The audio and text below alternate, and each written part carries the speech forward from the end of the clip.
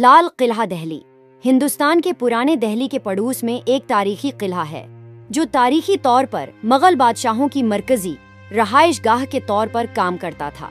शहंशाह शाहजहां ने 12 मई 1638 को लाल किला की तामीर का काम शुरू किया, जब उसने अपना दारुल हुकूमत आगरा से दिल्ली मुंतकिल करने का फैसला किया। उस्ल में सर्ख और सफीद इसके डिजाइन का सहरा मामार इस्ताद अहमद लाहौरी को जाता है, जिन्होंने ताज महल भी तामीर किया।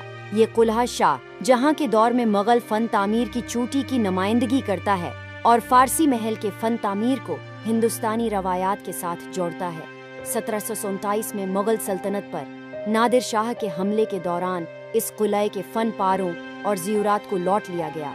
किला के ज्यादातर सिंगमरमर के ढांचे को बाद में 1857 की हिंदुस्तानी बगावत के बाद अंग्रेजों ने मुनहदम कर दिया था।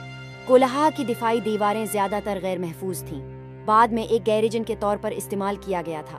15 अगस्त 1947 को हिंदुस्तान के पहले वजीर आजम जवाहरलाल नेहरू ने लाहौरी गेट के ऊपर हिंदुस्तानी परचम बुलंद किया। हर साल हिंदुस्तान के योम आज़ादी 15 अगस्त पर वजीर आजम किला के मरकजी दरवाजे पर हिंदुस्तानी तिरंगा झंडा लहराते हैं और हिंदुस्तानी फौज के सिग्नल्स के पब्लिक एड्रेस सिस्टम के जरिए इसके पर्चे से कौमी सतह पर नश्र होने वाली तकरीर करते हैं। लाल किला को 2007 में यूनेस्को के आलमी सकाफती विरसा का नाम दिया गया था।